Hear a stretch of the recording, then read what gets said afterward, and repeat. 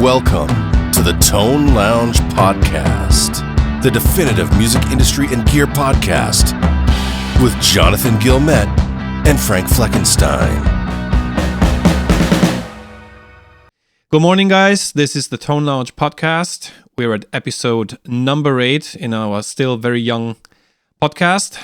This morning with me, as always, my good buddy Jonathan Gilmet, live from Belgium. And we have a guest today, Andy, the guitar geek, coming in live from Austria, right? Yeah, Austria. Österreich. Österreich. Where you located exactly? Near Linz, so about half an hour from Linz.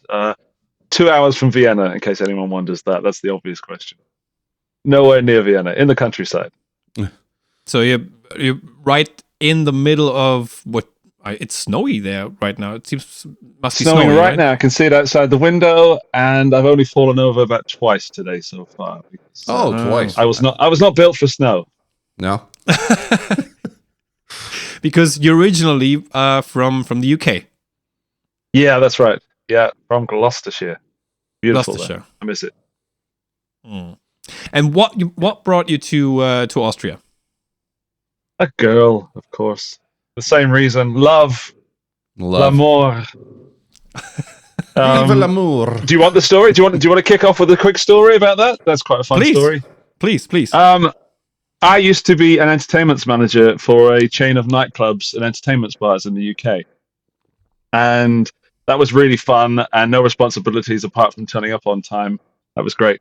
And that all went to pot in 2009 when the financial crisis hit the UK. I lost my job. So I got in my car with my best friend and we drove to France with a guitar and an SM58 and a little Cube Boss amplifier.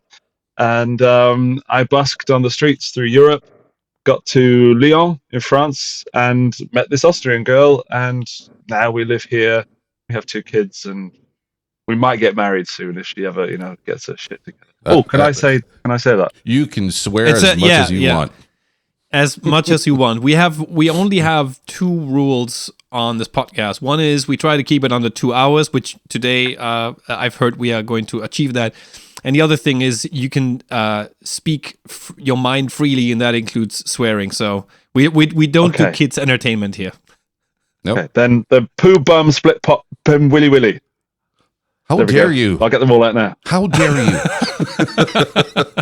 And in case if you're wondering, that's not a dig at my fiance. She's just really nervous about getting married, and I'm hoping that she can, pluck up the courage to say those magic words. Well, if you can have as many guitars as you want. If it's any consolation to you, me and my spouse, we've been together for 20 years, and we're getting married in 2 weeks. So 20 years before she said yes. Okay, 20. Wow. So, dude. Oh! Whoa! What's happening? I put my thumbs up and I had fireworks on my screen. What? Doesn't do that with me. Can you see that? I see it. Stop doing it. No, I shall never stop doing it. Frank, what? I feel left out. Yeah. What the hell?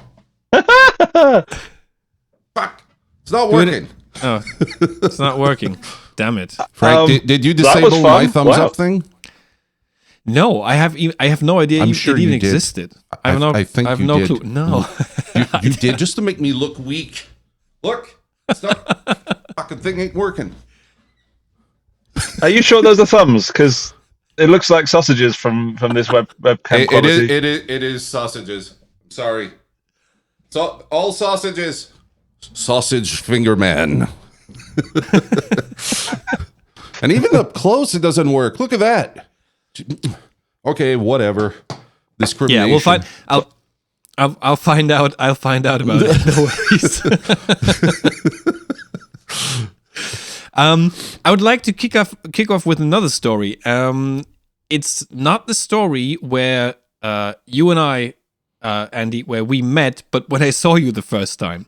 So it must have been Musikmesse 2015, 2016, something like that. I'm not sure which year it was, but it was still a Musikmesse worth going to because there was still enough booths around. There was still And it must have been like 2015, 2016. It was something. 2018 was my only music mess I've ever been to. Really? Okay, so then my bad. Must have been 2018, and then that must have been the last Musikmesse really worth going to. And I remember walking around, and I'm not sure where I was heading to, but I saw this guy that was like quite large, and he had this like big head, and he had a lot of camera equipment with him, and he was like going through a list of things, and I was like, okay, seems like one of these YouTubers. And then Those YouTubers. half an hour later, I went into some kind of one of the halls. I saw you again. I was like, okay, how did this guy get here so fast? Anyways, a little bit later, another hall, saw you again. I was like, either this guy has a twin or a clone, or he's really fast and he's really driven to create and record as much content as possible. That was the first time that I saw you, and now, rolling up a few years, it's 2024, and you've recently passed 100,000 subscribers on your YouTube channel. Congrats on that. Crazy. Thank you. Yeah, absolutely nuts. It's absolutely true. I do have a twin. He recently quit, which is why I haven't uploaded in a few weeks, because I've had to do all the work myself. But yeah, that was 2018. That was quite genuinely, if I hadn't gone to that music messe, I wouldn't be sitting here with you now. Even though that was the last one, and it was, I lost some hearing due to how loud it was, and I was ill prepared. If I hadn't have gone there, I wouldn't have made certain connections and met Henning as well in person. I wouldn't have gone to Thoman's Gearhead University that year, and I'm pretty sure I wouldn't be sitting here now doing this. I'd be in a ditch somewhere, begging for money. That's without not a a good camera. future. With the camera in the ditch, give me money.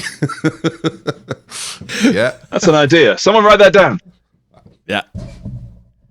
Sounds good. No, that was a great music messe. It was an eye opener for sure. It was really tough work, but as you said, yeah, you got to run around to those places because I had to get as much content done as possible. I thought so. This seems to have paid off, and I had fun. Unfortunately, I don't remember much of it. That was the year that Henning had his camera stolen. If you ever remember that story, I remember that. Yeah. I remember that. Yes. That was like all over not all over the news, but like at least in the circles, everybody knew. Was like, what? They stole his camera? What the hell? I believe that 2018 was the last time.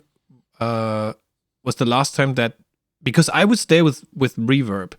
It was the last time that Reverb had a booth there, and then 2019 was so poor that I went there, but I went to Frankfurt for another event. It was like, okay, so I could go and see what's going on there, at least for like an hour or so, and it was like a funeral. It was terrible. So that's when, that's, one thing goes down, the other thing went up.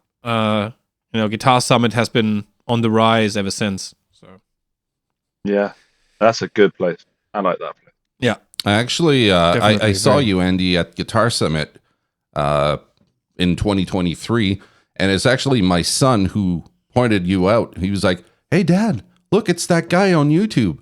And I'm like, "It is that guy on YouTube," and I could see you walking around with your trolley there with all the gear. And I tried twice to go talk to you, man, but everyone was just like on you, like talking to you. I was like, I'll catch him later. I'm so sorry. I don't apologize. That's a shame. No, it would have been nice to say hi, but yeah, you're quite rightly. Again, those events for me are so much fun, but it's I had to say it is hard work, but I'm very careful when I say that kind of thing about what I do, what we do. Because I've had jobs where I literally had bleeding hands at the end of the day, and people work and put their backs out, and they disagree that what we're doing is hard work. And I've had a lot of that recently. You don't work hard. You should try carrying concrete. Well, I've done that, and it wasn't fun. So now I do this. But yeah, it is hard work. You are in demand.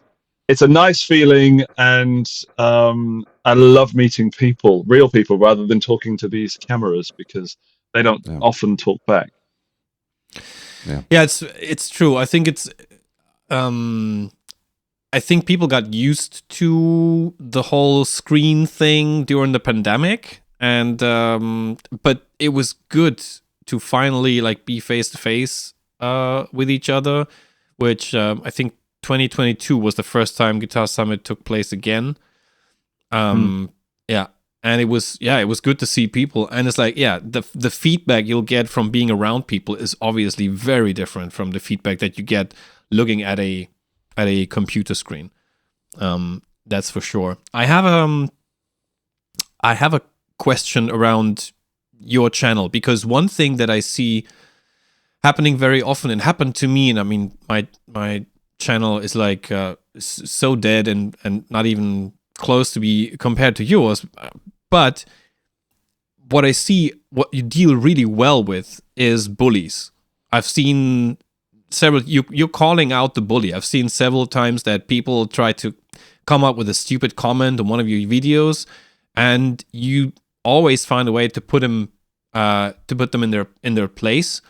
And I also like that you're very open and honest about what's going on with companies. I remember that case where this company wanted a say in how the videos should be, and that everything should be positive and all that kind of stuff. And I don't think there are a lot of people out there who do that, to be honest.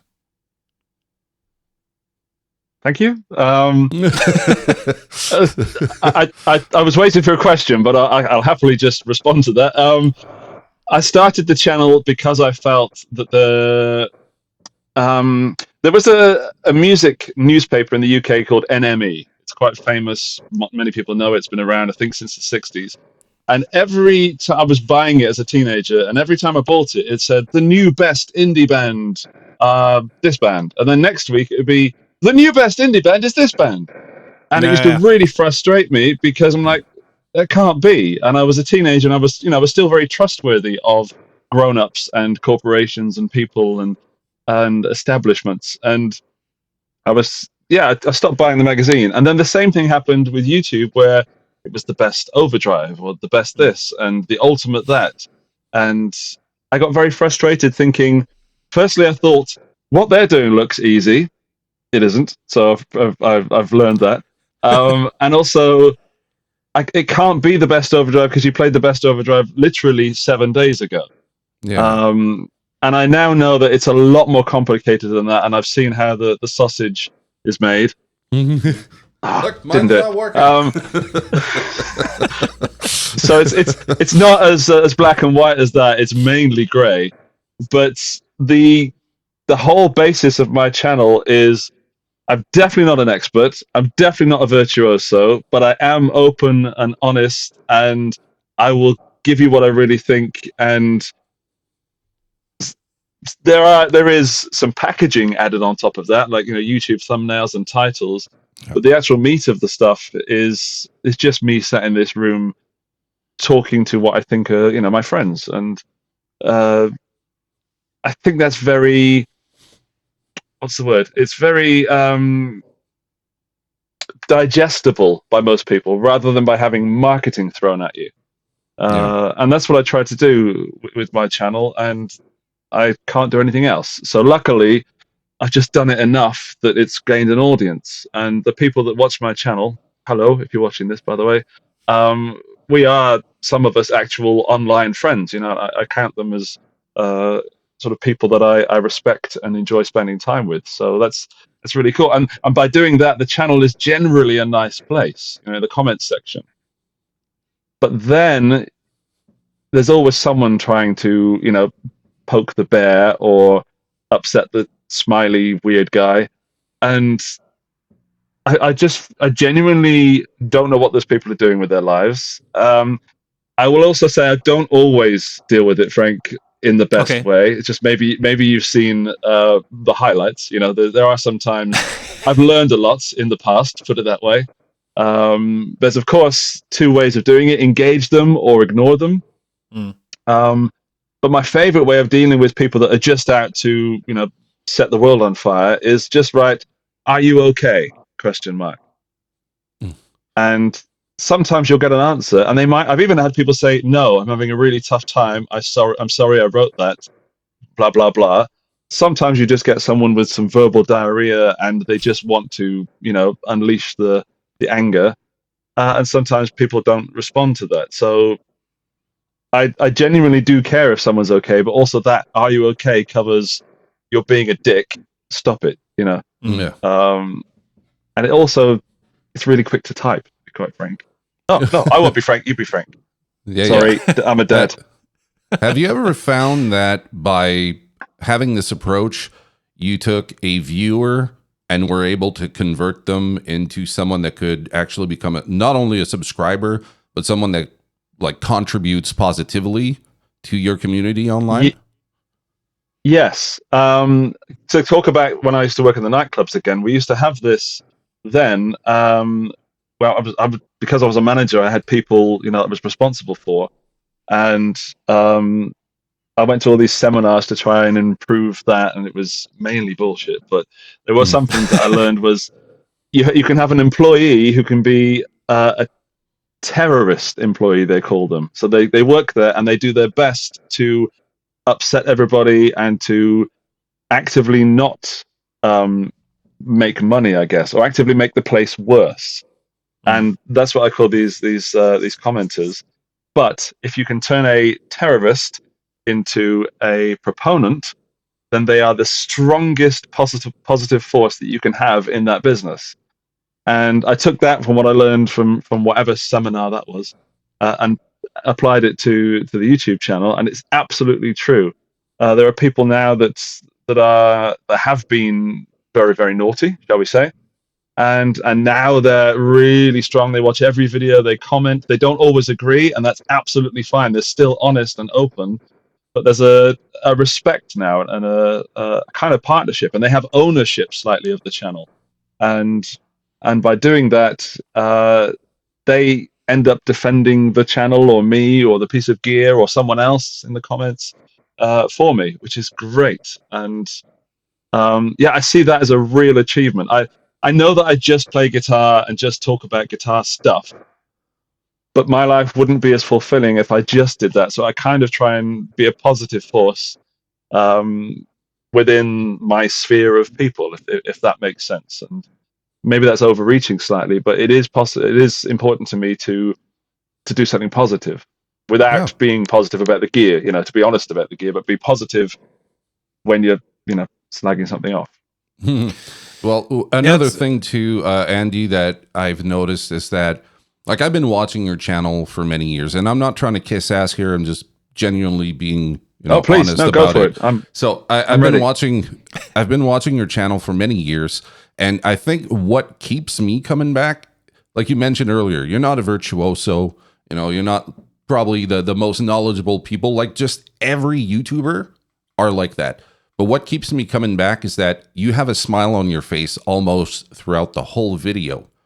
And I'm not someone who can smile easily. So when I see someone else that smiles and looks like they enjoy themselves, I kind of find myself being kind of cheered up, if you will. And I don't know if your audience is like me, but it's one of the reasons why I've been following your channel for a long time. You look like you're enjoying yourself. And by talking to you today, I can see you're authentic. Like, it's not bullshit. You're not putting up like this fake persona of a nice guy. You are a nice guy. It comes across like right now as we're talking. So I think that might be another element of why you have the success that you have. You're a nice guy. People know not to step on your toes. You don't have the overreaching, and you're knowledgeable. If you take all of that, it explains why your channel hit 100K. Thanks. I learned probably the hard way that you have to be yourself in life.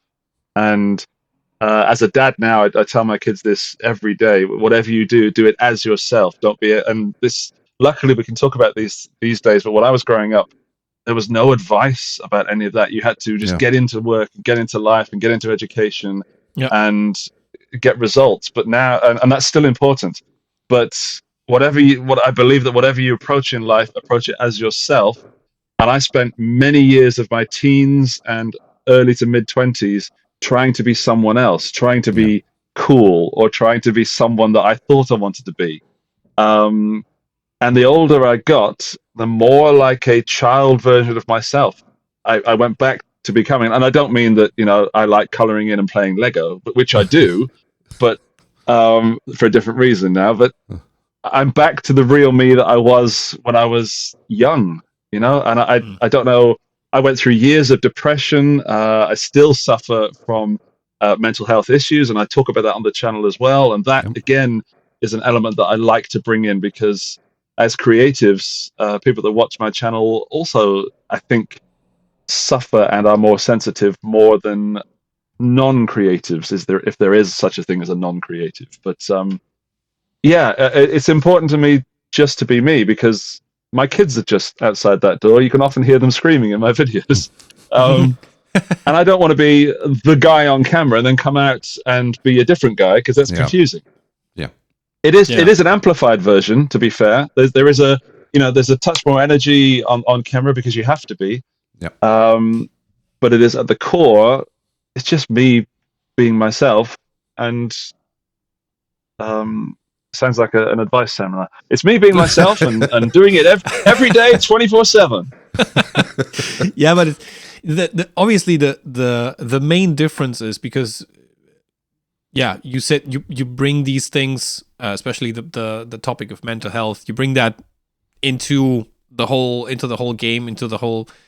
It's part of your message. One thing is very, very clear. If you would be a creative in front of a live audience, I doubt that the chance that someone would dare to stand up and like shout all these things at you that people write and then leave as a comment is next door to zero. Simply because people don't have the balls to stand up and tell. Maybe one guy out of a million that happens to be in the audience, like one of these so-called hecklers, that like to bother people and then get thrown out because they're just bothering people. But it is so much easier for the so-called keyboard warrior to just look at something. And just before we started the recording, I had a conversation with Jonathan about this. It's like it's super easy to just write something and like poop it out there. People wouldn't tell you that stuff in real life, in a real life conversation, because they just they don't have the courage. It's so much easier to hide behind a username, and then suddenly you look at the comments in your channel and it's like, and somebody, I don't know, Dick Waver 69 writes, oh, not that guy. Screw that guy. This guy again, man. Exactly. Writes, you can't even play, you suck, blah, blah, blah. And I know for a fact that because it is not that kind of direct feedback, people take it much more seriously and much more personally than if it would be, if somebody tells you, you suck, was like, whatever, bye. But for some reason, it seems to hurt more if it happens in the comment section of somewhere. And it's, I think it's an interesting phenomenon. If there are two things that I'd like to talk about there. One, the first one is that these keyboard warriors, trolls, whatever you want to call them, they're also people. And when I read those comments, I think, okay, there's something wrong with that person, or that person's having a bad day. And it's really easy to take it out on some fluffy-haired guy on the internet. Why not? Because we're never going to meet in real life. And as you said, if we meet in real life, they're probably not going to be the angry person that they are with a keyboard. I liken it to road rage, and getting angry with other drivers. I love shouting at other drivers on the motorway, on the autobahn. My kids and my fiance, they laugh at me and they sometimes tell me off because I'm like, look at this prick! What do you think you're doing? And I don't feel that way at all. But it is quite cathartic to get that out. Yeah. And most of the time I am joking, and there was a period where I took it a bit seriously and thought, oh, this is becoming the new me, so I better stop. But it's a road rage kind of thing where the worst thing that can happen is you pull up next to them at the traffic lights. You know, oh, dear, sorry. Just keep looking straight ahead. You know. So there is that element to it that you're never going to see these people ever again, and if you do in real life, you're probably not going to approach them. So that's the first thing, and the second thing is that these comments did not always bounce off me. You know. Yeah, I know. It's a sad thing that people that put their lives online have to go through. And I actually had a meeting with YouTube safety, whatever they name it, content creator safety and security department. Oh, okay. Whatever. And we had a big chat about how it is to be a creator, and they wanted to know if YouTube are doing enough and if they're doing the right thing, and what's my favorite method of dealing with people who are being negative. And it's some advice to any content creator out there on YouTube. There is a hide this person from the channel button. Mm-hmm. And that is the most amazing creation ever, because the person that, if they're going nuts at you, they think that they're being read or heard or listened and posted. And as far as they're concerned, their comments are going on the video, and they're not. They're just hidden forever. And I think that's hilarious. I find that very, very funny. So that's for me. That's how I deal with someone if they really go too far. But frankly, the channel is not negative at all. But they stand out, Frank, as you said, because mostly the people are really cool. And then when you get a naughty person, they stand out. I have a comment about this because I go through that myself. Like, I've been doing YouTube for 5 years, and I've had to change my thinking about comments and what I think is a negative comment, right? Because if you come at it just looking for praises, and then you see someone say, this video missed the point, you did this wrong, you did that wrong, and you see this as being negative, as someone just trying to shit on you for whatever reason, you're missing the point, because this person can help you improve your content. So making the difference between having your ego wanting to be fluffed by your audience and someone saying to you, you could do better, that is not a negative comment. It's actually very positive, because it can help you grow on this platform and be able to serve people what they want.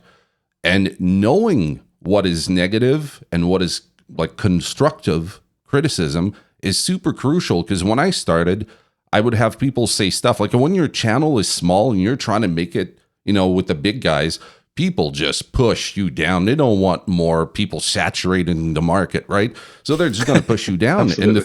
And the thing that I found with that is that, like, I remember I had like 30 videos on my YouTube channel. I had been doing it for a few months, and I was taking this very seriously. And then I'm looking through, and here's the mindset that's wrong with like just looking for the negative. I was looking at the thumbs down as opposed to the thumbs up. And if I saw 1 thumbs down and 100 thumbs up, that 1 thumbs down would just completely shatter me. I was like, why? I worked on this for a week. Why do you... See, the ego was at the forefront. So instead of looking at it as analytics, you're getting information, here's how you can improve. I think a lot of us, when we start to go into this YouTube journey, we have our ego up front. We say, we worked hard on this fucking video, you better like it. That's not how this works. If you fall short, people will let you know. And it's a good thing that they can let you know. That's how you improve. That's how I see it anyways. I agree, Jonathan. I think the comments, the negative comments that can hurt are the ones that are right, as you said. Just to summarize, they're real, and they're right. You just don't want them to be right. Yeah. Like, you forgot to. I wish you'd told us the weight of the guitar, or I wish you'd completely discovered all the gain on that pedal. And you think, I didn't do that. Whoops. No. But you can get your ego in the way. I do this diary every day called the 6-minute book, or the 6 Minuten Tagesbuch in German. And because it's in German, I'm trying to improve that, because I live here for 12 years. It's going terribly. In that book, it was telling me that human beings are programmed to only notice negative stuff, because we notice it to keep ourselves alive, to survive. Oh no, there's a lion over there, or in my case, more likely a wolf or a big dog. But we don't notice the positive stuff because that doesn't help us. It doesn't help us progress. So it's against, if I'm to believe this book and these studies, it's against our nature at the very core of our programming to notice the positive stuff if there's something negative there. Like, oh wow, there's a big bush with lots of fruit on it. We can eat all that fruit, but there's a little lion next to it. Better run away from the bush. So that's probably oversimplifying, but that's how I look at it. And sometimes that lion's just chilling out. You know, they're just there. They're not doing anything. They're not interested in you. So ignore them. You feed them. But sometimes you better run.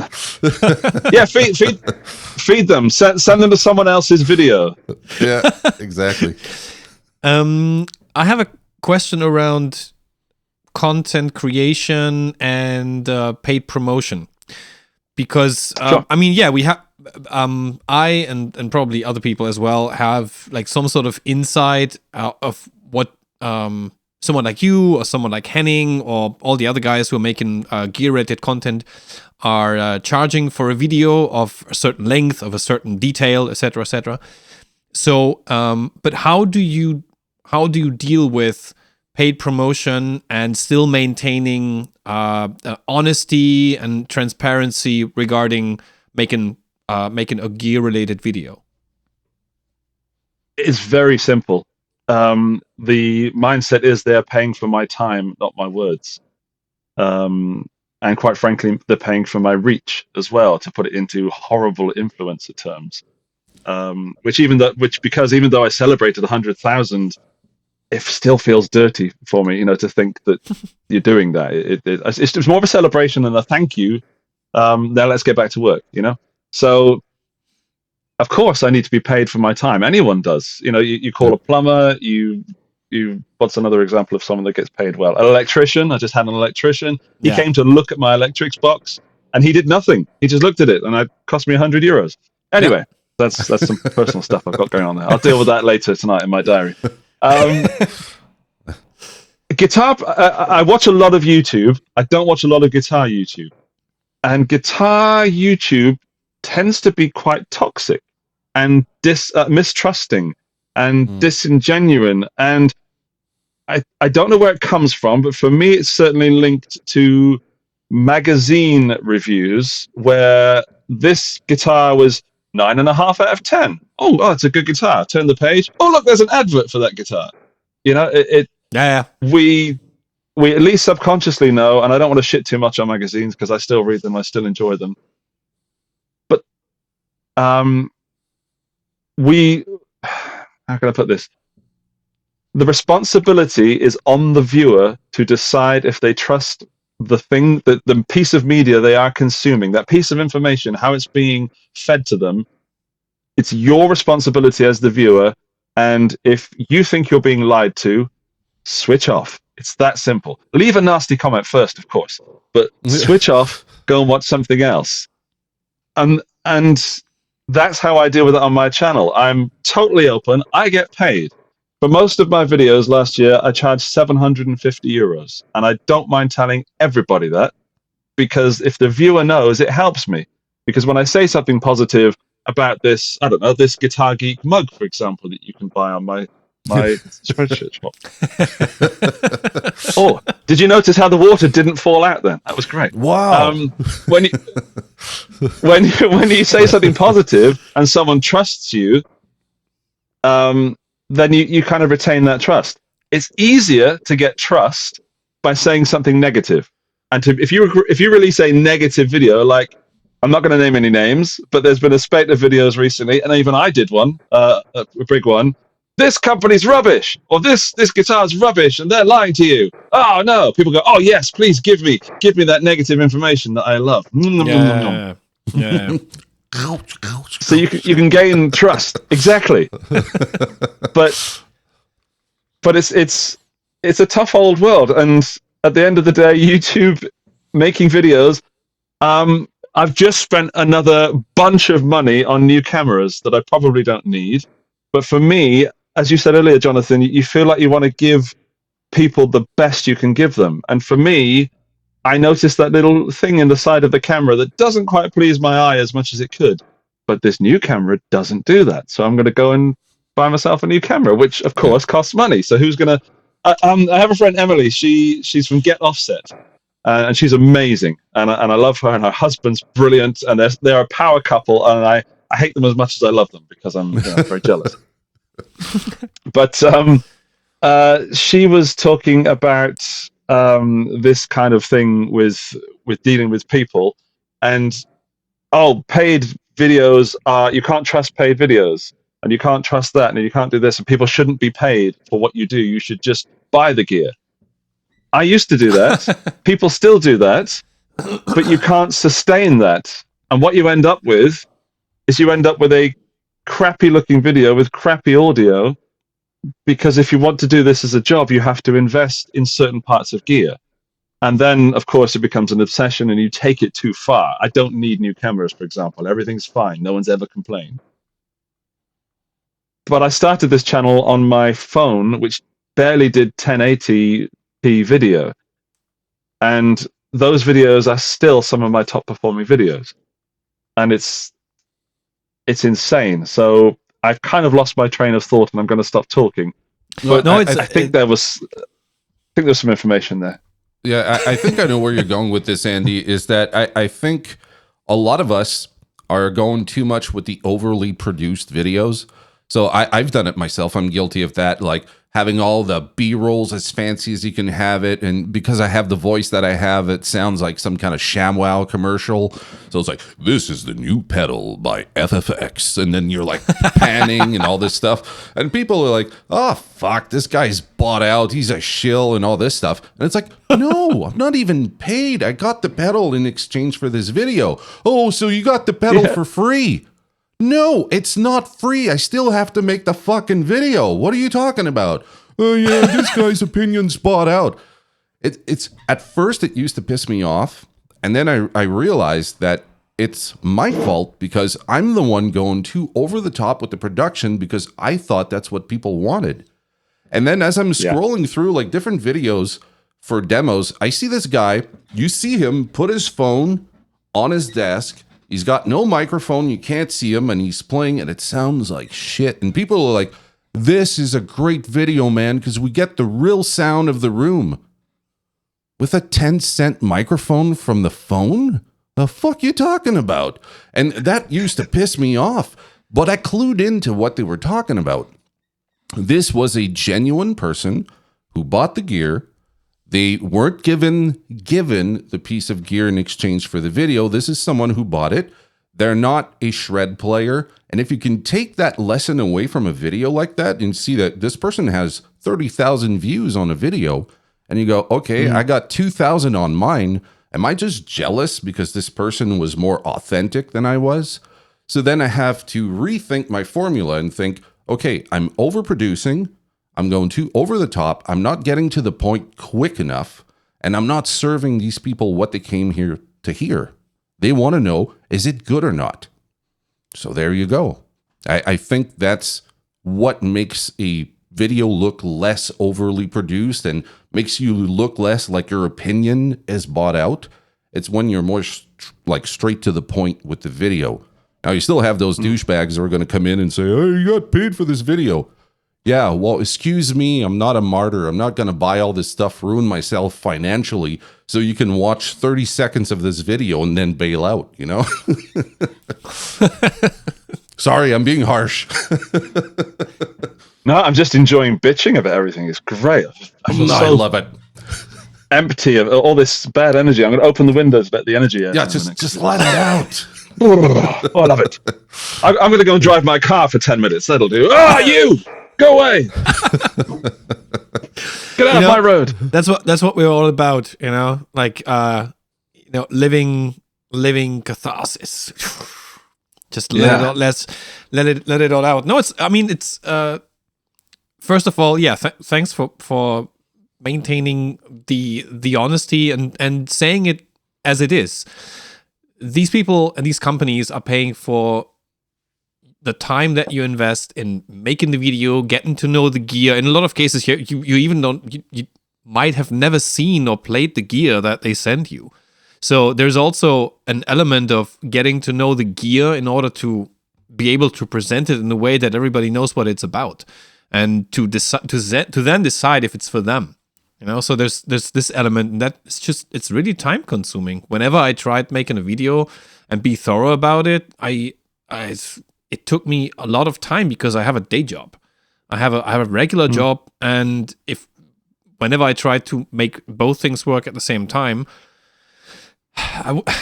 I'm not able to produce videos. Like one video a week would be like, okay, but then I'm cutting down time on my family, and I'm cutting down time on my kid and whatnot. So in the end, never didn't happen. Never wasn't. There was never enough resources and time for me. But so it's good that you're keeping it honest. What was the product that you reviewed that you got paid for that you had to leave the worst kind of conclusion for? I don't know if I got paid. I know the answer to that question where I know I didn't get paid was the Fender GT40 amplifier. Mm-hmm. Oh no, I do have it. So I just thought that was rubbish. It was an absolute miss, and I am a bit of a Fender fanboy. I love Fender guitars, and it amazes me that I get to work with them. I love it. I've grown up with them, but that amp was an absolute miss, and I was, you have to be honest again. And in the talking, I've realized the answer to your question. It was also an amplifier, the Blackstar ID Core version 3, the current version. I got in a lot of, not trouble, but I got in a lot of arguments with Blackstar over that. Okay.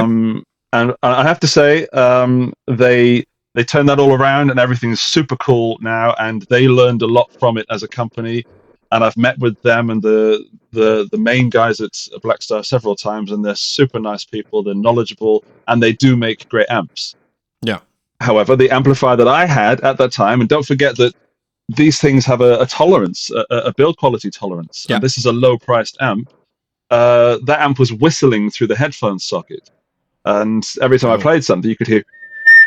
And it was really, I couldn't not say something, Yeah. And I went really far. I even put some tissue paper or something next to the headphone socket and filmed it flapping around. It was, no. maybe a step too far, but I wanted to prove my point so that if anyone, said something, I could say, look, doing it right there. And that wasn't received that well. But in doing so, I kind of like what Jonathan spoke about earlier. The relationship between me and Blackstar became very respectful because we were like, right, this is all on the table. This is all open. You paid me. There was never no question of not paying me either, by the way. They were all good people. But there's the money. There's your video. There's me. There's you, Blackstar as a company. There's the contact person as a person also. And we found common ground, and now we work together all the time. And in fact, there's a Blackstar right there. Yeah. Oh, nice. It's a great amp, and it. Honestly, I've gone for quite a while without doing one of those videos or having one of those experiences, and it makes me wonder if I am turning too positive. And I have to, check myself several times, like, but then I'm in videos like, I've got to find something negative about this. I can't. It's brilliant, and it only costs $100, and. The fact is, it's never been a better time to be a gear lover. We're so lucky, so lucky, and also, it doesn't matter. It's just gear. I have enough guitars and pedals and amps, more than enough, than I will ever need. And then another one comes in, and I must say, I still buy gear. That's really important to me. I still buy gear. I'm still looking at the used ads in my local websites, I'm still looking at stuff on Reverb, and I'm still going, oh man, I would love that. There's a Les Paul Custom on there at the moment from 1994. No, I'm not going to say anything. It's from 1972, and it's blue. Oh, No. There's a guitar at the moment, and I just look at it every day, and it causes me trouble. So I do love gear, and I think again you have to love it because you're doing it all day long. And if you're just doing it for the money, you're going to be absolutely miserable. Oh yeah. Yep. Because you're surrounded, and it does get to the point sometimes. There are some points where 4 boxes will arrive, and this sounds like an awful complaint. 4 boxes will arrive, and oh no, another 4 pedals. Because I see work, and I know someone's going to be listening to this going, "What's he talking about?" I'd love that, and I do love that. And you have to check yourself, but also you have to think, "Okay, I'm not going to see my kids this week because there's 4 pedals that have arrived there." My reminder for that, Andy, is that in 2020, I had Brian Wampler reach out to me saying, would you be interested in doing demos for 2 pedals? And this was the first time anyone ever reached out to me. So I was so excited. So I get in the chat, I'm talking with Brian, and he says, if you take this seriously and you push it far enough, at some point, you're going to need a warehouse to put all the pedals because you're not going to know what to do with it. I was like, that sounds like a great problem to have. He's like, we'll talk about it later. 4 years later, pedals come in. I feel exactly like you. I'm like, fuck, this company sent me like 5 pedals. Now I have to script the video. I have to do the research. I have to try it out with different amps. Now I see it as work. But before it was like, goodies, like bring it on. How many pedals you got? Just send them my way. I don't even charge. Just send me your pedals. Now I'm like, yeah, shit, I should start charging.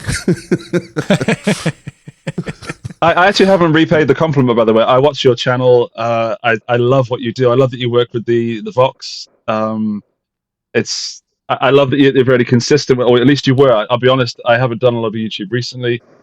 But when I was watching you, and when I watch you, you're doing that little, is it the AC4 or the AC10? I do every Vox I can get my hands on. Mainly it's the AC15, but I'll do like the Pathfinder. And I even got an old AC50 from 1966. So I'm about to go on to that too. So yeah.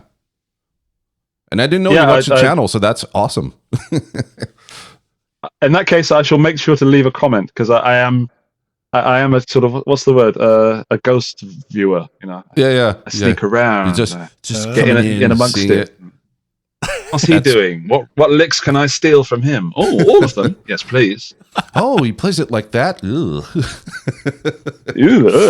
I feel so good about myself. Did you see his sausage fingers? They don't even have fireworks when he does this. I don't. It didn't work. I kind of forget it. I need to look into that. I kind of get the sense that you can only do it once per session, so maybe. Yeah.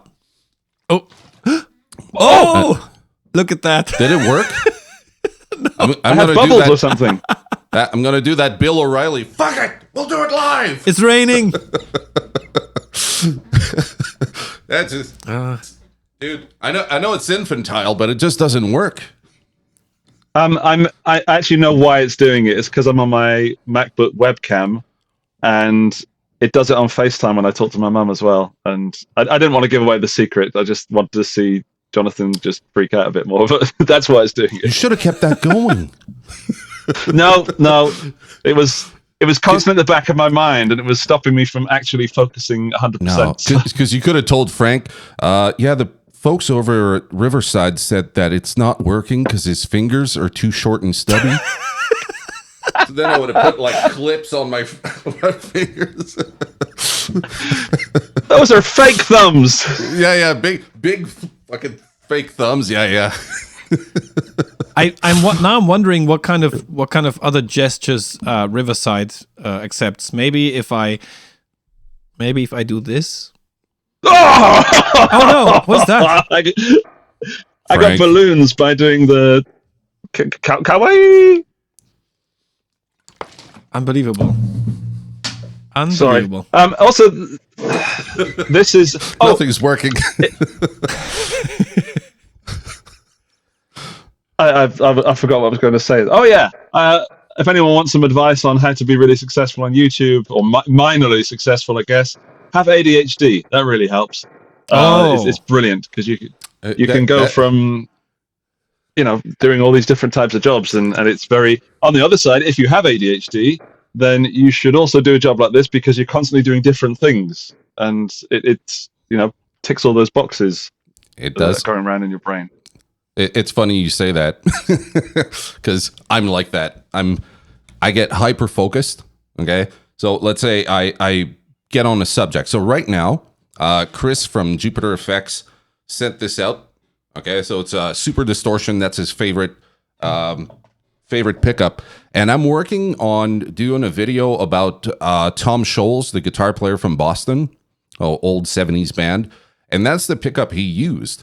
Now I have a fuzz from the Legend series from JHS. It's the Berkeley, and apparently he used that fuzz to get his tone back in the 1970s, but he didn't use it on everything. Excuse me.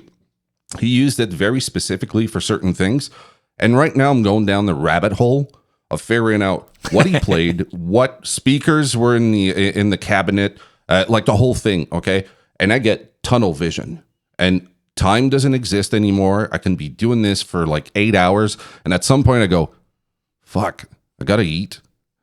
I didn't eat today. Oh, wow, okay. So then I go eat, and then I come back because I can't leave it alone.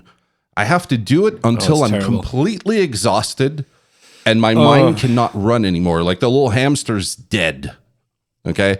Then I go to bed, and as I'm trying to go to sleep, then I go, you know what you forgot, you idiot? What kind of strings was he using? Ah, fuck. And then I'm right back at it. Oh, it's terrible. It's absolutely terrible. And it's I guess that makes makes three of us here. It's it's the same thing. I have my head in 10 different things, and apparently the only way to eliminate the list of things is to kind of erase them from the moment, erase them from my life. It's so difficult for me. And the problem is I have these 10 things going on, and I'm working on them all at the same time. But then in my day-to-day life, like my wife tells me something. It's like, hey, can you please do this? And I'm like, yes. 1 minute later, what the fuck did she say? Shit, I forgot. Yeah, but that's just marriage, right? Surely. Every man I know has done that. To a degree, yeah. Or not even marriage, just a partnership. Like anything. Yeah, the voice becomes another noise. Before Frank and I started this podcast, we were just exchanging messages over Facebook Messenger, and we were talking for hours, just what about this piece of gear? Did you try this? Have you tried this in combination with that? And I looked at my wife. I said, I think I just found my hetero soulmate. We can talk about gear for hours. She's like, that's nice. I'm like, no, but I don't have to tell you that stuff anymore, right? Because my wife, she's been hearing me talk about this for 20 years. So just, I'm going off script here, but she has a work colleague who's a bass player. And he comes up to my wife and he tries to talk shop with her because he knows that she knows a little bit about gear. And sometimes she goes, I'm just looking at him and I have no fucking clue what he's saying because he seems to think I know as much as you do. I'm like, well, that's a nice problem to have. She goes, no, I gave him your number. Talk to my husband. I don't know what the hell you're talking to me for. So I changed the pickup in my bass, and it's yeah, that's what happens when they go out with musicians who have ADHD. I'll tell you why silicon and germanium are not the same, and whether you want to know it or not. That used to, when I was still working in retail, that was the thing that bothered me the most. That if you went out to just have a beer with a couple of people, and then someone told another person that, hey, this is my buddy Frank, he works at this music store, blah blah blah, and then they came around and immediately started a 19. I'm calling them a 19-inch conversation because it's the rack format, because it's that. Then it's all about gear, and you've been talking with customers about gear literally for 8.5 hours, and then somebody in the bar comes up to you and is like, "Hey, so I was always wondering that amp, And I'm like, Oh, fuck me. I need to get out of here. It is absolutely terrible. Isn't that what doctors doctors never tell people they're doctors at parties? Oh, I've got this thing with my knee. I've been with sick people all day. This must be the slightly less educated gear equivalent. only slightly less. Yeah, it's. It's I like, think hey, it has you're to be the a same doctor, thing. right? I can just imagine the guy like, you're a doctor, right? Yes. Yeah, I got this wart. Can I show you? No, I'm not that kind of doctor. I'm like an astrophysicist. I have a question around. So NAMM is around the corner. Are you going to NAMM? I absolutely am. Yeah, everything's booked up. I am not sleeping because I'm so excited to do that, whatever that is going to be. I basically see friends at the very least, but also do some hard work, some sweaty hard work. Yes. Okay. How do you think NAMM is going to be or going to stay relevant with the things we've seen in the past couple of years? They did this kind of virtual NAMM 2 or 3 years ago during the pandemic. Then they had a shift in calendar where last year it was in summer or nearly in summer, and they didn't have a summer NAMM in Nashville, and now it's back to like its old kind of end of January schedule. But there's also less and less companies going there. There are companies in town, there are brands in town, but they're not going to NAMM. They're booking hotel suites, or they're booking like some kind of external room and invite people who go to NAMM. So how do you think NAMM is going to stay relevant? Or if you don't think it's going to stay relevant, why do you think that is? This is where I get myself in trouble for being so honest and undiplomatic. Do it. I'll answer that. The answer to that question is very simple, in my opinion and experience. NAMM is not going to survive unless they embrace content creators. Mm.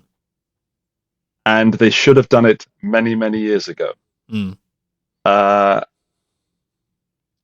Everything you've said I agree with, or is at least to my knowledge correct. It is smaller, less popular, and that's because of many, many reasons. I can list some of them. One of them, things like Guitar Summit growing and becoming more prominent. Online stuff, people go, that's why we're here. People come to YouTube and wherever to get their information. It's not needed as much as a release show anymore, and printed publications are not as popular as they were. Mm. And also, there is a money problem. People don't have so much money for gear right now. Mm. And people are reevaluating, and quite rightly so, whether they need to buy that guitar pedal amp plugin. Yes. Or do they need to eat? And in the past, it's kind of a joke. I won't eat this month. I'll save up for that new fuzz. Mm.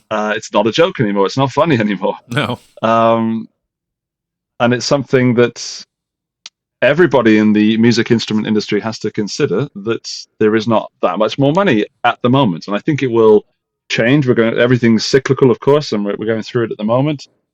But to go back to NAMM, I spoke with them because I contacted them. They sent me an email and said, Andy, we'd love for you to come to NAMM this year. Mm. I said, great. It's going to cost me 5,000 euros. How are you going to help with that? And they said, we're going to get you free tickets. I said, great. Let's cut it down by about 150 euros. How are you going to help me more? And basically they weren't. Yeah. And then I spoke to a series of people, and to be honest with them, if they're watching this, each person was very nice, but had no idea what they were talking about and had no actual authority. And I know that they were just fobbing me off with someone so that I got a conversation. I did enjoy the conversation. These people were very nice, but I didn't get the answers I needed.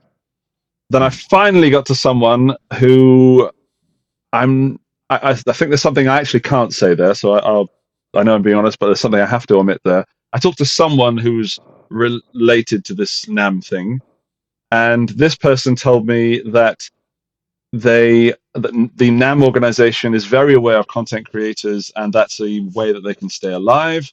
but they didn't use those words, of course. That's how we can work together to a mutual beneficial outcome. And which means content creators, please come to NAMM because we're dying. Yeah. Yeah. They've promised me that 2025 will be different to every other NAMM experience. But I don't count things as done until they're done, So this might be my last NAMM. I'm going there purely to try it, like I did with Music Messe in 2018. If I hadn't gone there, as I said, things wouldn't be different. So something in my heart is telling me to go to NAMM this year. I'm going, but they say that 2025 they're going to be more content creator focused. As it stands, it's really expensive to go to NAMM when you live in Europe, as you guys know. Not only that, but it's a lot of time away from my family, and I have to have that conversation. I don't want to, but my kids really need me at the moment. They have some stuff going on. They're at an age where they need their dad and their mum, and Daddy doesn't want to go off and play with guitars. I'm dad first. Everything else comes under that. And so where were we? Yeah, NAMM succeeding. I think NAMM would be more successful if they were to franchise it into smaller organizations and have smaller shows. I think the show was too big. It was exactly the right size when it was the only one. It was the main focus of the highlights. January, every year, new products. Then companies decided just to release products when and whenever due to the pandemic. And now we don't need that big month of releases. But if I were NAMM, I would at least look into doing smaller shows more frequently and internationally. I don't know the logistics behind that. I know nothing. I don't know what I'm talking about. But I do know that the NAMM show is, as you said, Frank, struggling, getting smaller, or you said getting smaller. I don't think it's needed as much, and that's the reason. When something's not needed as much, then it doesn't thrive. Yeah. I'm basically asking because there was this interview with the CEO of NAMM who said all these things exactly as you were stating them. He said that we are going to convert NAMM into an event that is dedicated for content creators to come and spread the word about all the fantastic gear that you are bringing to the show out the world. The problem is the initiative, as you just stated, the initiative has been very, very poor because there are so many expenses. Like I was checking, if I had to go to NAMM for work now, the actual flight would be super cheap. I could fly for like 500 euros, forth and back, which is really cheap. But then the expenses, they start as soon as you go there because hotels are more expensive than ever. You need to eat, you need to all these kind of things, and suddenly you end up where you just said you end up with expenses going up to 5K, and NAMM is not doing anything to kind of cushion or comfort that. So I think that is my personal opinion. Like just looking at concluding what I've heard so far, I think we might be going back to smaller shows and more specialized shows where people who are like Guitar Summit is a very guitar focused show. You have a couple of things here and there. You have some pro audio here and there, which is like kind of also guitar related, but it's basically guitar stuff. And I think we might be going back to these kind of smaller, more specialized, more focused shows where the audience kind of speaks the same language. Yeah, that makes absolute sense. I don't know. As I said, I know nothing about what I'm talking about putting on a show, but that's how I feel. And NAMM can have that. I did notice some pushback from some brands that they don't want a content creator focused show because they go to NAMM to do business deals. Yeah. And I totally understand that. And several people several brands are coming from Europe to go to America to get distribution in America, and they don't want some dickhead with a camera coming in and saying, "Hey, what have you got? Let's make a video so I can make all that money on YouTube." You know, they don't want that. They're more focused on actually creating business partnerships. But I don't know. You can't please everyone all the time. You know, it's a cliche because it's true. However, yeah, it's when something's not working and you keep doing it and nothing changes, then it's going to die. Mm-hmm. So if you have to change, It's the same with channels. We're dynamic, right? With YouTube channels. As you said earlier, Jonathan, you put all this work into a video and then someone or many people don't like it. Okay, that didn't work. Let's pivot on that and try something different. Yep. Or what did we learn from that? You know, everybody has to go through life learning every day. Because if you don't, you end up old and bitter and unfulfilled. And on your deathbed, you will say, "Oh, whoops. Yeah, I probably should have done that a bit differently." Do it now. Make the change now. I should have made that one video. Oh. Just Damn one more fuzz. So you bring about a really interesting topic here that I don't think we've addressed here on the channel yet, but it's we the content creator, if you will. I think we're kind of doing the same kind of work that the legacy kind of guitar media was doing before, like the magazines. If you remember, like Paul from Guitar Magazine was doing this like way before the internet. He was doing this on CD, right? So if you think back to that, we're just kind of, hopping off of this concept that he had going on, but we have to change the formula because we're not publishing anything. We're not being technically being sent all this information so that we can print it into a magazine and sell the magazine. We're not selling anything. We're putting this content out for free. So I think that when it comes to something like Guitar Summit, companies should see the content creator like magazines. We're here, we have an audience, they are watching the videos, and they might not know who you are. Maybe you're big in your country, but you might not be big in another country. And having that kind of free exposure, they don't even have to pay for it. If you want to be in a publication, you have to pay for that. It's not free. But with a YouTuber, it's free. That's my doorbell. I like it. Wow. I like it. Thanks. It was the most jolly. Sorry, let's just put a bit of jolliness into the show, hasn't it? There we go. There's your new jingle. Sorry. Yeah. So the concept is that even a buddy of mine there, Remco, we're going to have him on the podcast next month. He was saying, because I met him at Guitar Summit, and he was saying the YouTubers are essentially the new media. This is how we get the word out for companies. So if you send someone such as yourself over to NAMM, it's not an annoying YouTuber. It's someone that not only has 100,000 subscribers. How many views do you have across a channel from people who are not subscribed? That's a lot of exposure. So those companies, they benefit from having an interview with you, even if it's like just 2 minutes. Here's the new pedal. Here's our brand. We've been around for 6 months. Great. You don't know how that's going to convert to sale. It might, or it might not. But if you don't take that chance, you'll never know. Yeah. Silence filled the room.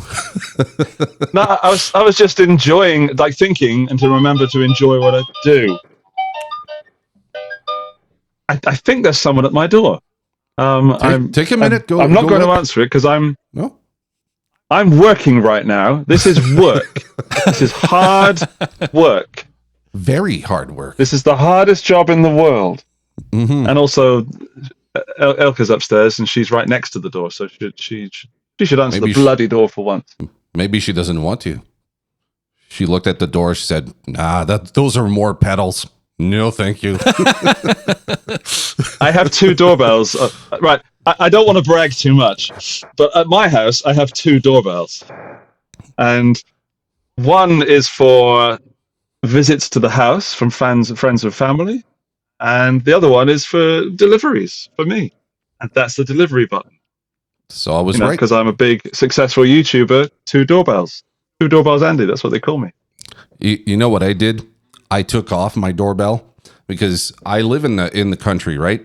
And Belgians are kind of specific about doors and how you approach someone when you want them to open the door. And I'm going to get to that. So Belgians don't really believe in knocking at the door. They only ring the bell.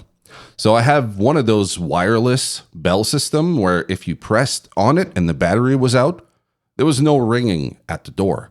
So they would just leave. They wouldn't think to knock at the door. So I had to take the whole thing out or else they wouldn't knock. And I even had some younger drivers who would come in. I could see them. My window's right here. The door's right beside me. I would see the delivery truck. The guy would come in. He would look. He wouldn't see a doorbell and he'd turn around. I had to open the door. Hey, I'm home. Oh, I didn't know what to do. There was no doorbell. What? That's your amazing. Fist. You've seen this motion before, right? I have to ask, why didn't you just put new batteries in the doorbell? Because it's those really big, the really big batteries? There's like 8 of them. It's like $15 worth of batteries just to put it in that stupid system. So I was like, nah, no thanks. I just took it off. Nah, okay. I was like, you can knock at the door. And that's when the delivery guys want to deliver here because I live out in the country. Sometimes they just go to like the drop-off point and they just put it there, but they don't leave a notice. So I don't know it's there. And then I have companies writing to me like, did you receive what we sent you? You sent me something? Yes, like 2 weeks ago. And it says that it's at this drop-off point. I'm like, fuck. Every time. Frank can attest to this. Yeah. every time I sent you something, you always told me like, please send me the tracking code because I want to be aware if that it's coming because these guys are like they're gonna try like they're gonna look through the window. Oh, I don't see a light. Yeah, we're just gonna leave it at the UPS pickup station and go away. It's yeah. Every time. It is true. Every time. Yep. I actually know what that delivery is. I bought myself a Steam Deck because I used to love gaming and I don't have time now because of because of life. And I thought maybe if I buy a little handheld gaming thing, I could do some gaming. So I'm looking forward to that Steam Deck not getting plugged in, turned on, or being used at all and just putting on the shelf. And it stares at me looking guilty. Because you're too busy creating content, right? Too busy being absolutely brilliant. Yeah. Oh, well, my house is like that. I have a PS4. We have 2 Switch consoles. I used to have other consoles because I used to be a game tester. So I love video games. But I haven't sat down to play a video game in like 2 years. I think the last game I played was Horizon on the PS4. And that is it. Like, I haven't touched the console since. I only watch YouTube videos on my PS4 now. So, shit. Yeah. It's sad. The thought was game tester, dream job. Yeah. And then I thought, hang on, it's the same as this, right? It's the same It's the exact same, dude. You have no idea. Okay, so just quick little blurb about video game testing. So I used to work for a company called Beanox. They belong to Activision. Oh, and when I got there, originally we were testing like Guitar Hero. Okay, all the DLC for Guitar Hero. That's what I was doing. So they were like, you're a musician, you like video games, that's perfect. Because we just got the contract to test all the DLC for Guitar Hero. So there was Guitar Hero 3, there was Rock Band. I mean, I got sick of it. Okay, so I was doing the singing, like trying to see if the notes were tracking properly. I was doing the guitar, the bass. We had a drum kit, and I remember there was this one guy who took this way too seriously. Dude, he was sweating and he was just pounding on this thing. And one of the floor managers came over, said, dude, you might want to chill because it's not a real drum kit. Those are MIDI pads. And this guy's just sweating and he's got his water bottle and he's just going at it. And that stunk to high heaven in there. I said, yeah, man, it's tracking super well. It's like, oh my God. I did that for a year. And like, at first you think like, this is cool, dude. All I'm doing is doing game testing. But here's the thing. When you get sent the first build of the video game, and a lot of people don't believe me, and I swear, do research it, you'll see I'm right. All we're doing is looking for dicks. That's all we're doing. Because game programmers, they program penises in everything just to make sure that the game testers are really thorough about their work. Yes. And they've been doing this forever. This is amazing. So I was working on Ice Age 3, okay? And we're looking for dicks. Like, it's the first build. That's the first thing we're looking for. So yeah, we're looking for dicks. And I'm a guy. I know what it looks like. I'm going to be able to find one. So there's one of my friends there. She's sitting there and she goes, "Oh my God, no one noticed this?" I'm like, "What?" She goes, this one level where you have Sid that's doing some skating, the whole map is a dick. No one noticed for the entire first build. I was like, how the hell are these guys doing this? And it's all over the place. Sometimes it can be in the background. You have to really like look and you're like, there's one, and you have to send this as a bug report. So the first build is really us looking for dicks. Once they got rid of the dicks, then you're on to actual game testing. And game testing sucks because you're just doing the same stuff over and over. And we had what we called game breakers. Those were the guys who found all the ways to make a game crash.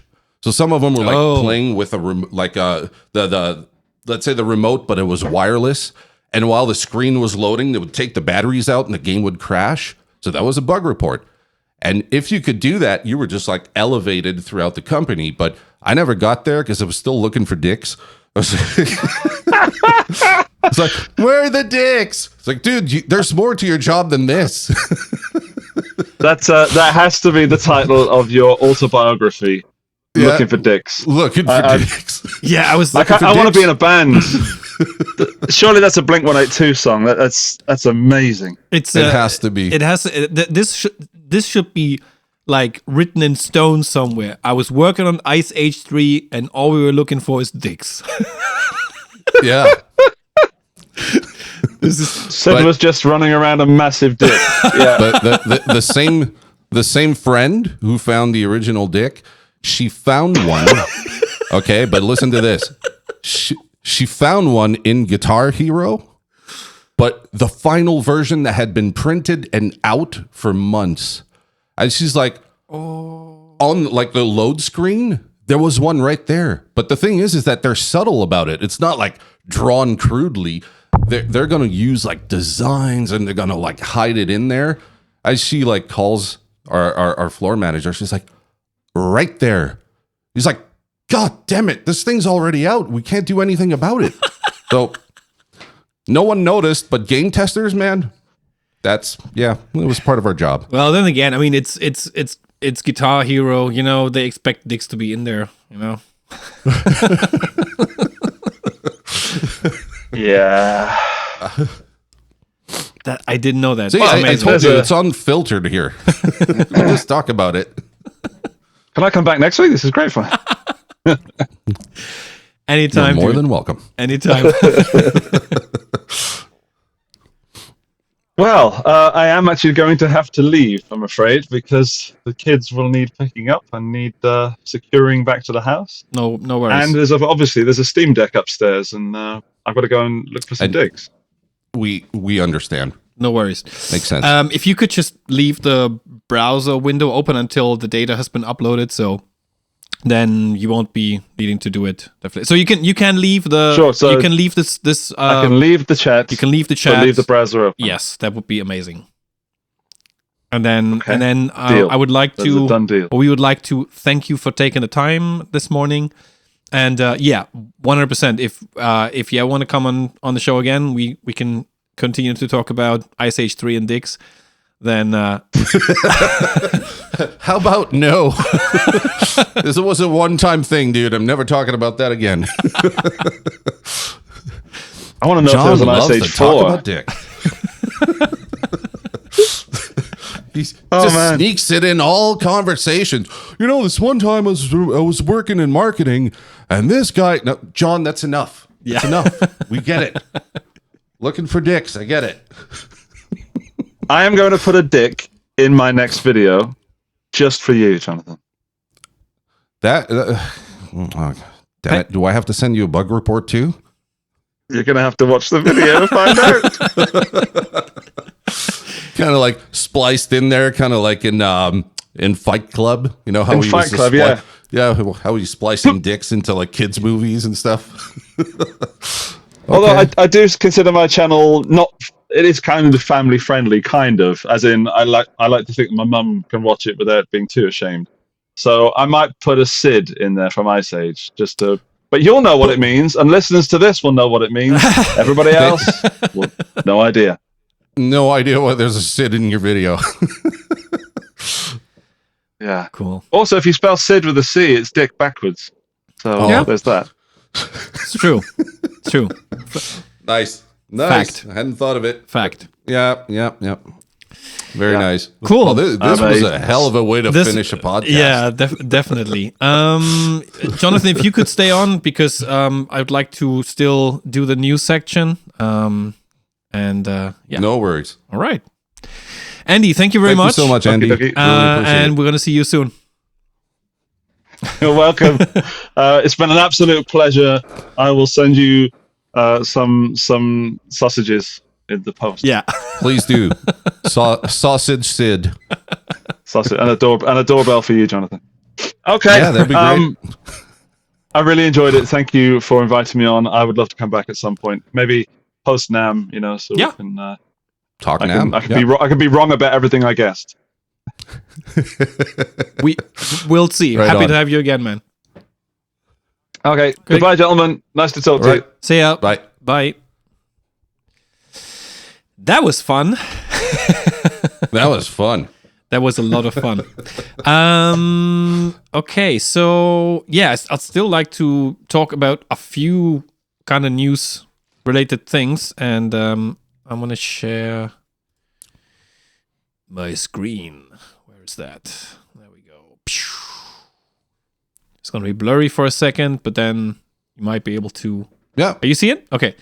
I can see it. Yeah. First thing, normally everything that has to do with news around the clone, I'm like disregarding, and I'm like, oh yeah, no, fuck that. I don't want to hear about it.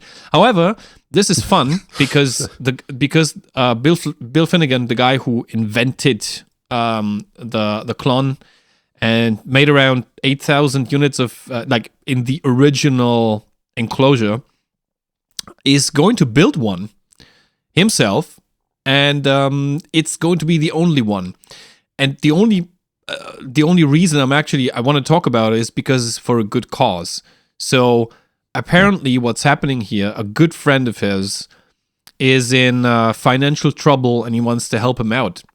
So he's building that one clone and giving it to his friend, and then this friend is gonna sell it on his eBay, in his eBay shop, and everything that's left after PayPal and eBay fees is actually going to stay with that friend as a financial aid.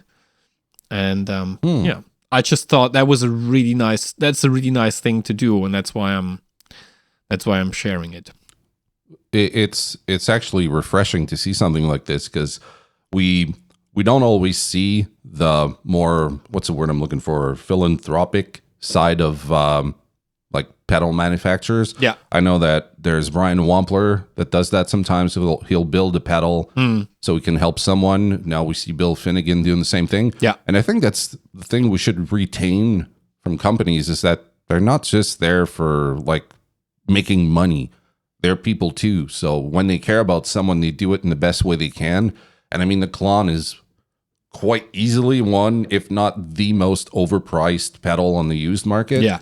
So him making one, there's that aspect that's very interesting for people, saying, hey, it's the only one that's been made after the company's, I guess we could say, not necessarily under, but in hiatus. And if that really helps someone by like jacking up the price and that person being financially being able to recuperate here, that's great. We need more of that. Yeah, 100%. And yeah, he added in his original Instagram post, clone conspiracy theorists Please take note, whatever amount the unit sells for after eBay and PayPal fees are subtracted, every last penny of the remainder will be hers, and I will receive none of it. So, referring to the friend. And yeah, you're right. The status of the Klon Centaur in the annals of guitar pedals cannot be understated. With only 8,000 or so models created before its discontinuation in 2008, the pedal remains in extreme high demand and has and continues to sell for eye-watering prices on secondhand marketplaces like eBay. Yeah,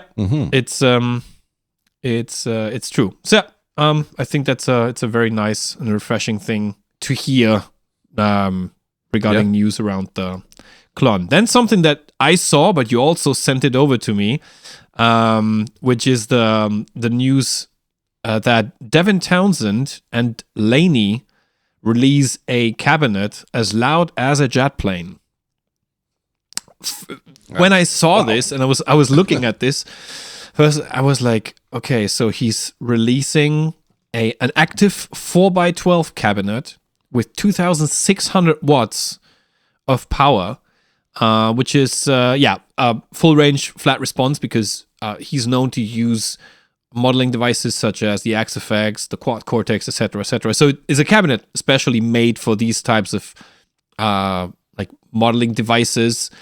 And I was like, why would you do that? But then I read the headline again, and I was like, it's Devin Townsend. You know, of course he does. Of course he does. He's one of, just a side note, he's one of my favorite artists ever. Ever since I listened to Ocean Machine when it came out, it was like, I'm mind blown by everything that he does. He has a seat. He's brilliant. Yeah, he's brilliant. He has such a unique approach to music, which obviously is influenced, but what he's putting in there is, it's just amazing.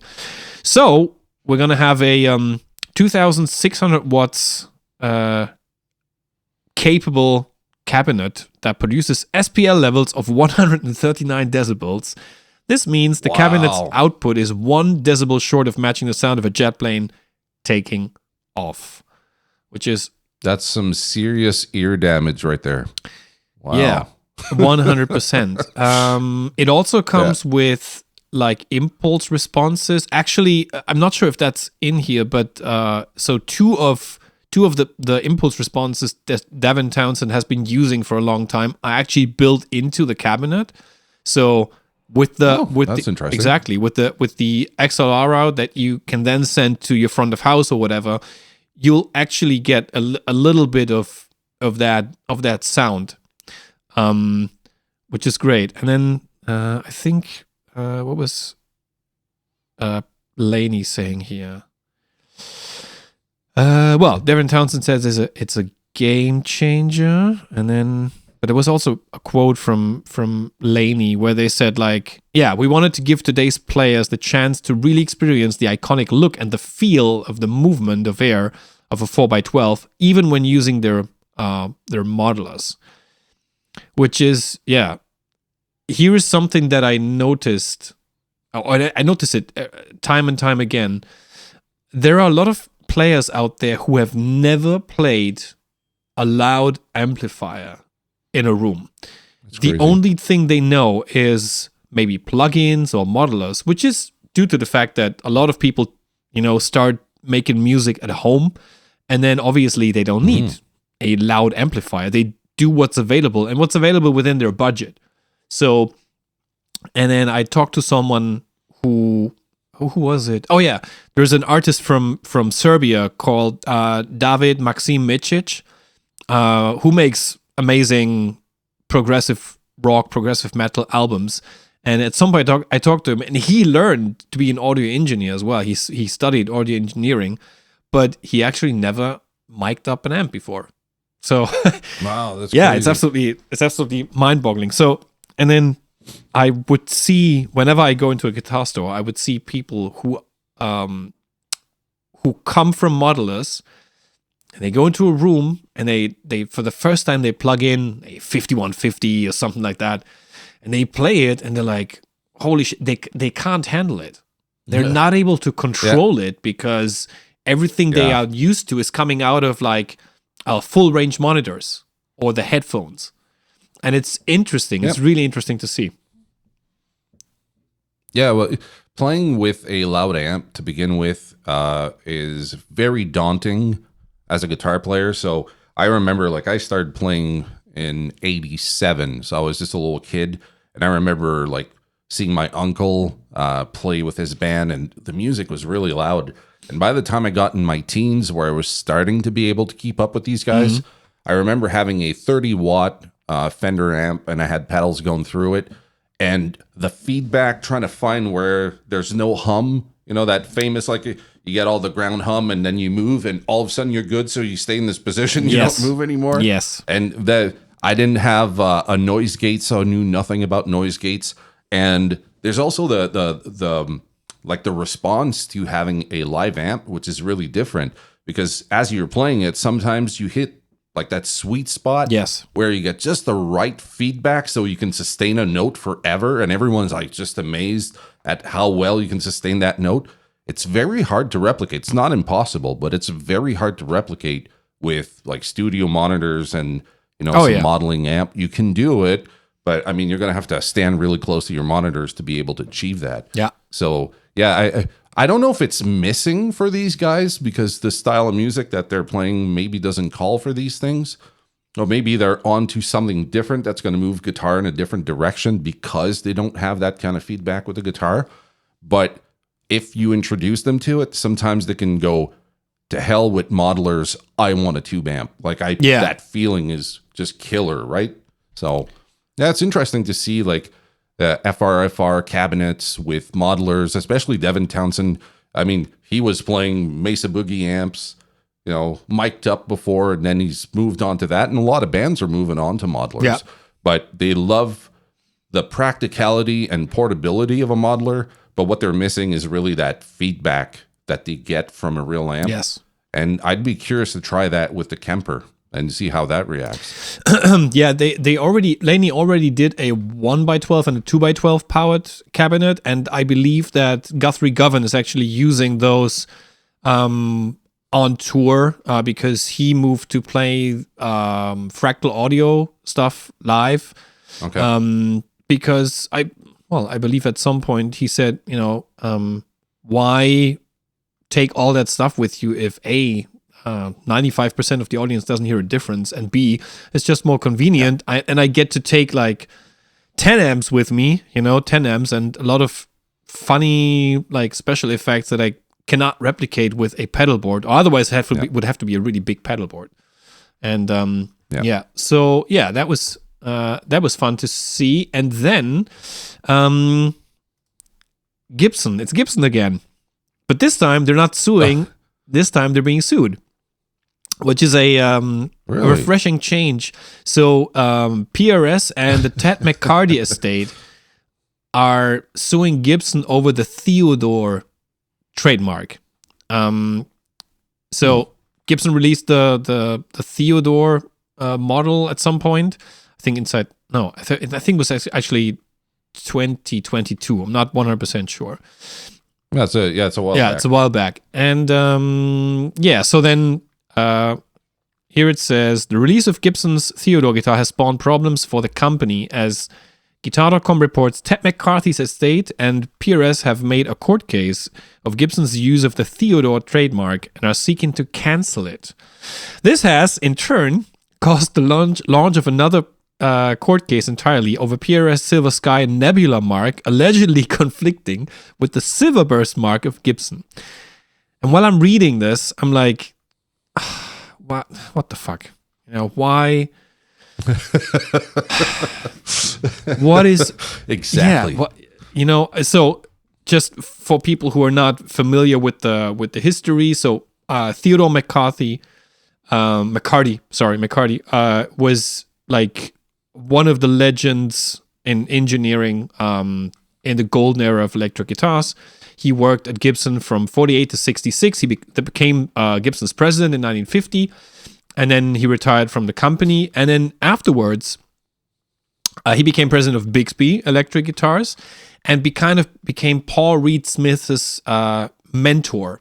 Assisting him essentially in launching the brand that was later called PRS. And some people who have heard the name might have heard it in conjunction with the McCarty model that PRS released as kind of a tribute to the man.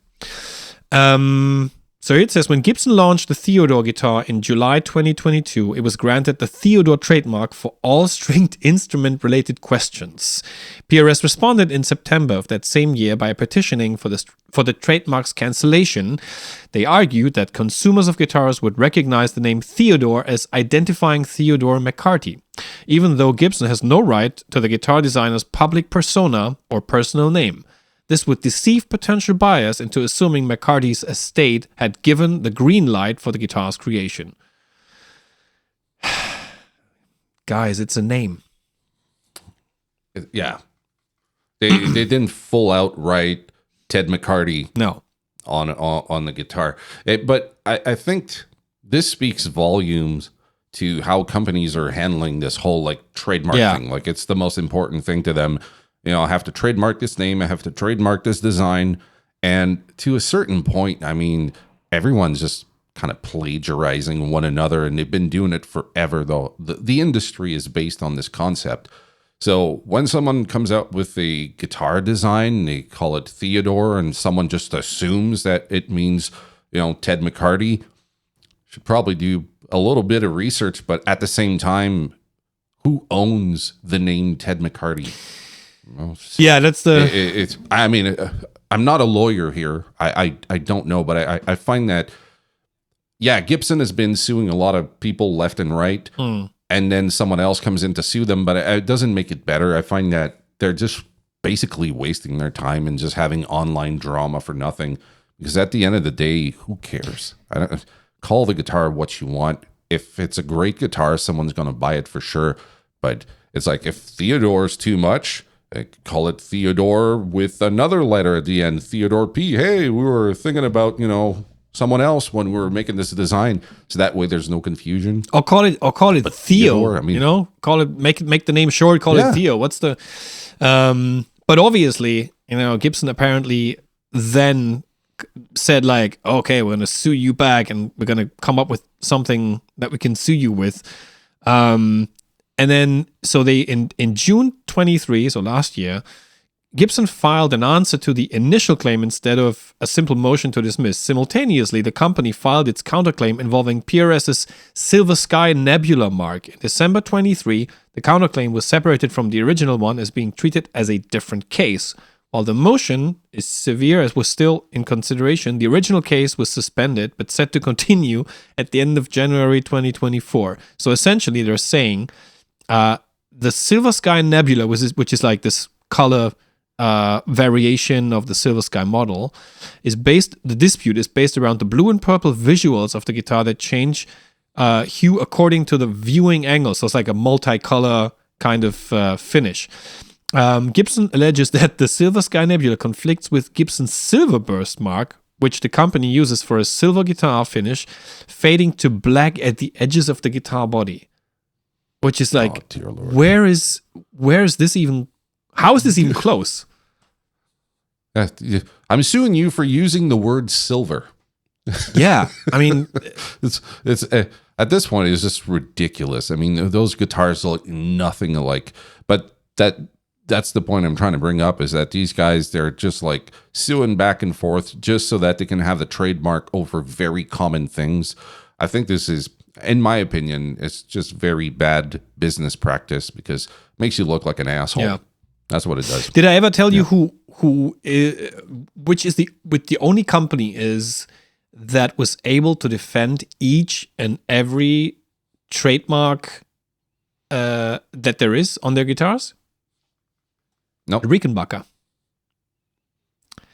Rickenbacker really? Okay. Have successfully trademarked certain aspects of their guitar designs that you can't replicate, not even close. So, for instance, you know that the behind the bridges of the Rickenbacker, this kind of tailpiece that has the R in it. Yeah. if you have a guitar and you put a letter in kind of the same way, it doesn't have to be an R, it can be a number. They can sue you to go away with that product. And like the elevated pickguard, for example, like the way it's elevated, the way it's shaped, and everything, the headstock, they were able to trademark all of that stuff. So because I remember that a couple of companies wanted to go to market in the US with some kind of Rickenbacker copies, and they were not able to. They were not able to sell them anywhere publicly, because as soon as they would pop up at a dealer or on their own website, Rickenbacker would just, go to court and sue them, and they were successful. So, wow, I did not know that. So Rickenbacker is the only company who was actually able to do that. This whole thing here, to me, is a joke. I don't know. It's, I don't even know what to call it. It's a joke, and I don't know if you remember, but a few weeks back there was the same issue with Gibson wanting to bring DiMarzio to court over the double cream design. Okay, I remember many years back I saw a video with I forget his name, the guy from Seymour Duncan, the guy from Seymour Duncan. I was looking for his name. The guy from Seymour Duncan, Bob something. No. So the Seymour Duncan was saying that back in whatever the 80s, I think, Larry DiMarzio said, "Hey, are you cool with me like having the exclusive, design for the double cream? It would mean a lot to me." And Seymour Duncan was like, "Nah, sure, dude, do it. I'm not going to do double cream." And it was just like kind of like a friendly thing, like, sure, just go ahead, do it. And now we have Gibson going, "You're not allowed to do that no more. We have double cream because we invented it." No, you didn't. You're like the maybe fifth person to own Gibson. You weren't there at the beginning. Like, come on, guys. It's a fucking color of a plastic part of the guitar pickup. You're really going to sue each other over shit like that? And I think that's what makes those big companies look silly. Yeah.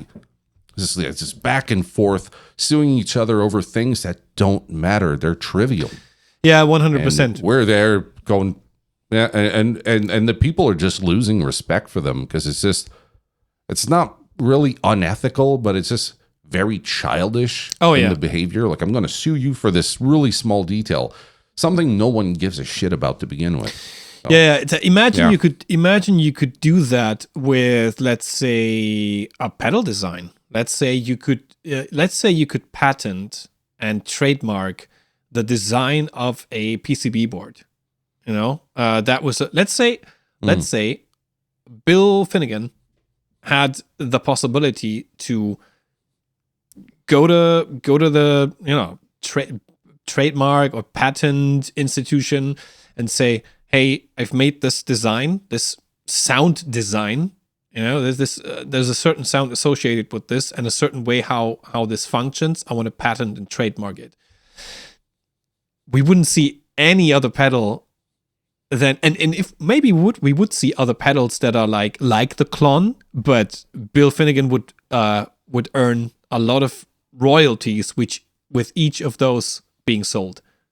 Yeah. So, but it's not it's not possible. Could you imagine also, like, I have a Boss pedal there. Could you imagine the design of the pedal itself on the outside, that you were like, you can't use those knobs, can't use that foot switch system, can't use those LEDs. Where does it stop? Exactly. But obviously the pedal world doesn't work that way. So that's why we don't see so much. Yeah, there's there's a lot of practical issues with that. I'd like to do a little bit of housekeeping. Hold on for a second. I'm going to do a live unboxing. Live unboxing. Nice. Oh, and by the way, for anyone still watching, we have this pedal right here, which is the Arc of Tone. It's a very limited edition because it's actually one of the prototypes that we had. So everything is like the finished product. It's just a very different color.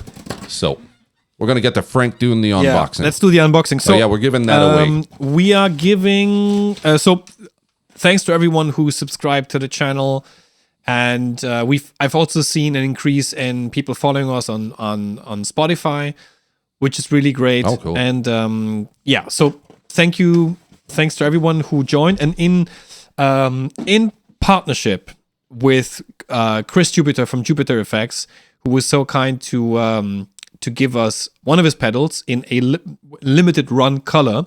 We are giving this away when we reach 250 subscribers, and I have it right here with me. It's an